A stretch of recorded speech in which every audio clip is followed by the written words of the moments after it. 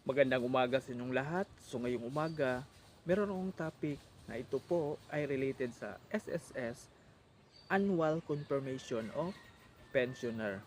Pero bago ang lahat, bago ko po ipagpatuloy ang aking topic, ay huwag niyo pong kalimutan mag-subscribe sa aking YouTube channel at i-click nyo na rin yung notification bell para mas maging updated kayo sa mga susunod na videos ko na i-vlog. So, ang topic ko po is about SSS Annual Confirmation of Pensioner. So, ano po ibig sabihin nito? Ang ibig po sabihin nito, kung ikaw ay isang beneficiary ng SSS sa mahal mo sa buhay na lumisan na at ikaw yung naging beneficiary kasi ikaw yung asawa o either ikaw talaga yung kapatid o ano pa yung relationship no sa taong lumisan, ay huwag nating kalimutan na dapat annual, dapat magre-report talaga tayo before pa sa birthday ng taong lumisan.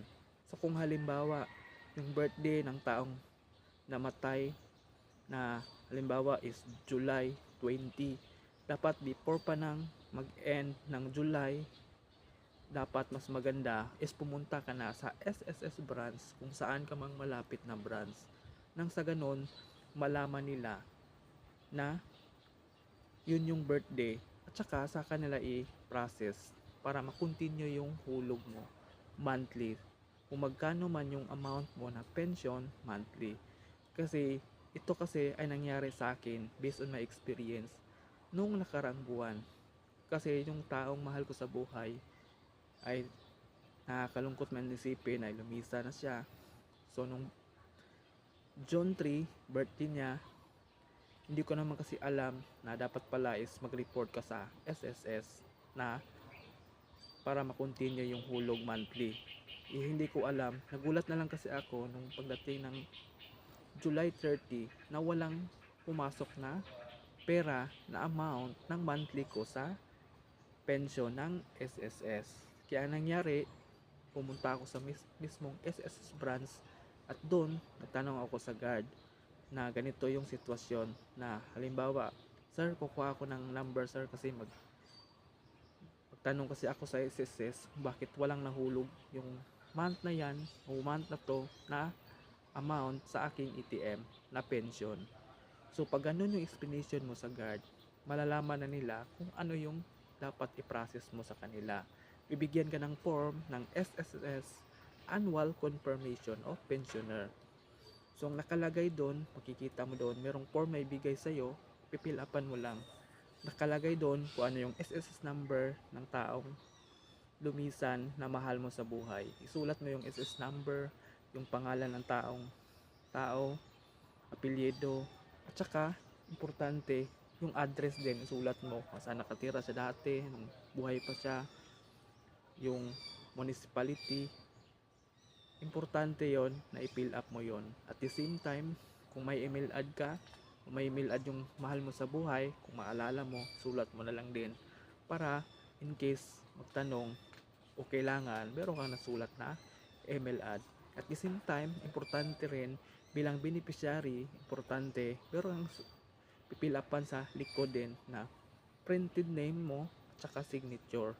At saka kung ano yung relationship mo sa taong lumisa na at ikaw yung beneficiary. Kaya napaka-importante na dapat alam nyo kung paano i-process. Kaya maganda kung kayo ay isang SSN pensioner, dapat before pa ng birthday, pumunta na tayo sa SSS branch. Nang sa ganun, continuous yung ibibigay sa iyo ng SSS na pension mo. Kasi kung hindi mo i-process yan, magugulat ka na lang. Next month o ilang years, kung hindi ka mag-process, wala na talagang papasok sa ATM mo. At saka isang paalala, pag ikaw ay SSS pensioner at pag ikaw ay napag-alaman na nag-asawa ka o kung ikaw may asawa tapos namatay na yung asawa mo, tapos ngayon after ilang month o ilang years nag-asawa ka ulit, pag yan malaman ng SSS at malaman ng kamag-anak nila, talagang mawawala na po yung pension mo monthly. At yung pension na yon ay posibleng baka malipat sa mga kapatid niya or sa magulang ng taong mahal mo sa buhay na yung kanilang magulang. Sila siguro ang mabibigyan ng pension monthly kasi yun yung kailangan. Kaya pag palala lang, pag ikaw mag-aasawa ka ulit, talagang mawawala yung pension mo monthly. At the same time, huwag kalimutan, magkakaroon ka lang ng pension once na taong mahal mo sa buhay ay nakapag-accumulate ng 120 months para ma-qualified ka sa pension monthly. Kasi pag hindi nakaabot ng ganong amount o years, ay parang ang gagawin ng SSS ay ilan sum nila.